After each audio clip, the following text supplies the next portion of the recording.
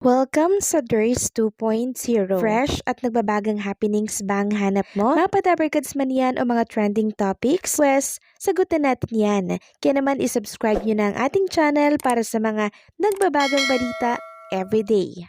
Welcome back again sa ating YouTube channel mga Kadabarkads, and for today's video, ang pag-uusapan natin ay tungkol sa mga importanteng kaganapan sa loob at sa labas ng Itbulaga. So kahapon, isa-isa na pong inilabas ng Itbulaga ang mga picture behind the scene ng Dabarkads natin dito po sa Lenten Special. Una na dyan ang Holy Monday, ang The CEO na kung saan ay pinagbibidahan po ni Miles Ocampo. Ang terror na CEO ng isang kumpanya. Pangalawa namang inilabas ng Itbulaga itong My Forever, na kung saan mapapanood by Holy Tuesday na pinagbibidahan syempre ni Bossing Vic Soto, Roel Carino, Jose Manalo, and Dominador Alviola Jr. Maraming nakapuna at nakapansin ng picture ni Bossing Vic Soto kasama po si Roel Carino. Yung silang dalawa lang mga Kadabarkads. Marami kasing nagsasabi na parang magtatay si Roel at si Bossing dahil nagkakamukha na nga naman ito. Ito po yung ilan sa mga komento nila. Parang magtatay talaga parehong gwapo, pati buhok, magkahawig. Sabi pa ng isa, "Hay grabe, magkahawig na talaga si Bossing at Bunso. Ang gagwapo ninyong dalawa, wish ko lang makita ko kayo sa personal." So ilan lamang po yan sa mga komento ng mga Dabarkads natin kay Bossing at kay Roel. Samantalang by Holy Wednesday naman mga ka-Dabarkads, nilabas din po nila ang BTS nito. Sabi nga dito, handa na ba kayong pasukin ang tahanan na laging bukas at handang magmahal? Ngayong Holy Wednesday, Bahay Aruga. Abangan at suportahan natin ito mga Kadabarkads dahil talagang mapapaiyak, maiinis, matatawa kayo dito at marami po ninyong matututunang aral sa mga inihanda po na Lenten Special ng Itbulaga. Samantalang kahapon naman po muling nagkasama-sama at nagkatipon-tipon ang Soto family dahil nga po sa kakatapos lamang na birthday celebration ni Tatay Bal, kapatid po ni Bossing Vic Soto. Nakita nga natin na pag nagkakasama-sama ang Soto family, lalo na po yung mga bagets, sobrang gugulo, sobrang iingay. Kaya para mas masaya nga naman, maging si Pauline Luna Soto, nakigulo na din po mga Kadabarkads at nakita natin yan na na-repost sa kanyang Instagram story. Samantalang another viral video na naman for Roel Carino ang nakita natin dito po sa mga reels na in-upload po ng Itbulaga sa kanilang Facebook account.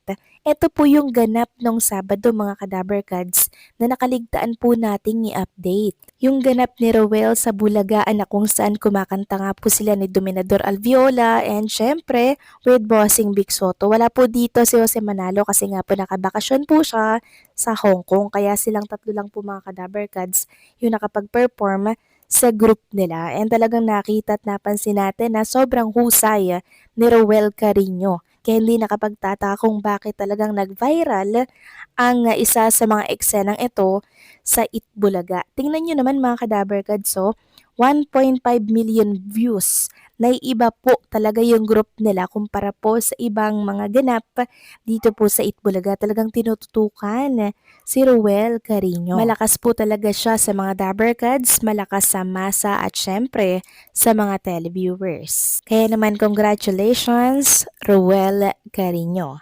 Samantalang kamustahin naman natin ang mga kaganapan sa mga singing queens natin gayong hindi na sila nakikita ngayon sa programa po ng Itbulaga. Panay ang ganap nila ay outside Itbulaga na hawak pa rin po ng Media Quest or ng TBJ Production. So kahapon si SQ Casey po mga Kadabarkads kasama po yung mga friends niya, nakipag-bonding po siya. Samantalang sa SQ Eunice naman ay nandirito po sa Skin 101 kahapon para syempre magpapamper at mag-invest para po sa kanyang skin. Samantalang sa SQJ naman mga Kadabarkads, palagi niya pong pinaglulutuan ang kanyang mga mahal sa buhay. Samantalang sa SQ Emperor naman, minsan po nagla-live para syempre kumita rin po kahit papano. And si Sam quality time sa kanyang pamilya.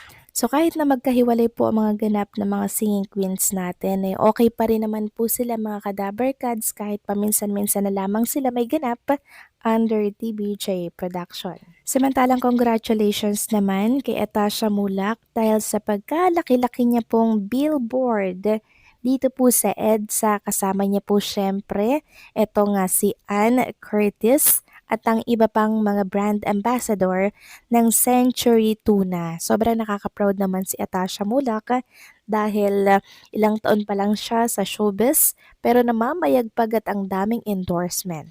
Kahit every Saturday lamang siya nakikita sa 8 Bulaga, still parte pa rin po siya ng naturang programa. Kaya naman congratulations Atasha Mulak.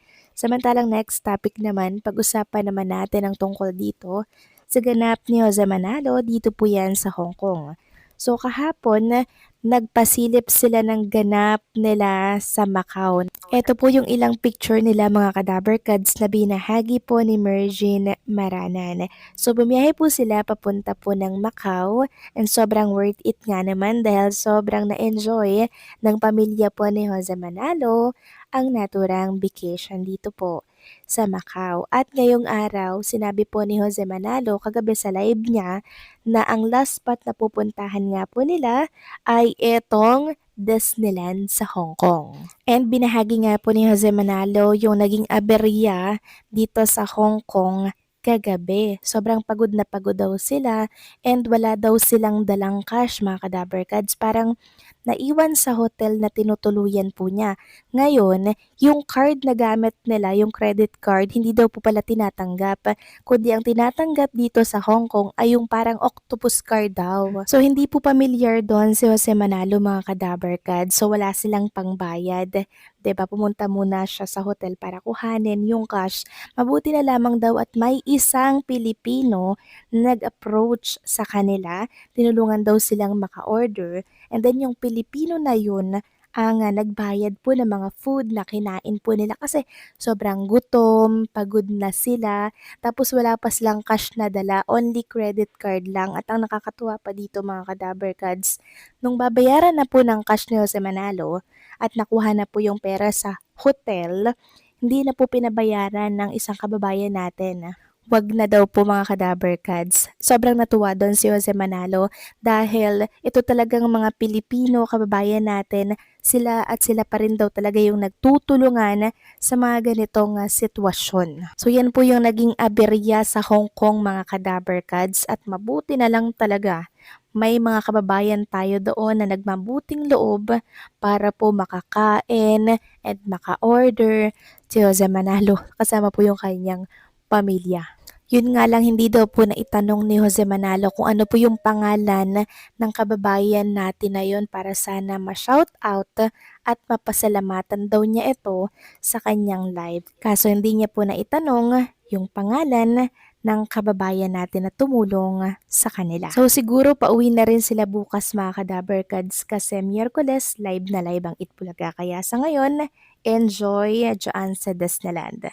So paano mga kadaberkads, hanggang dito na lamang po ang update natin at maraming salamat sa patuloy na pagsuporta.